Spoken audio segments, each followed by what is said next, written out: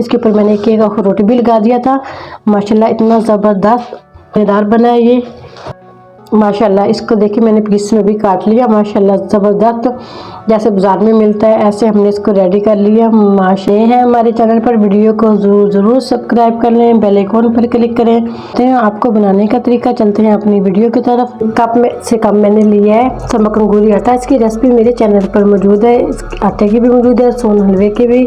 अब दोबारा से रेसिपी आप आपके साथ शेयर कर रहे हैं, ये शामिल करेंगे। इसी के बराबर मैंने चीनी ली है, ये शामिल करेंगे। ऐसे चम्मच चलाते हुए 1 से 2 उबाली देंगे। इसको रेसिपी वाला पानी डाल देंगे।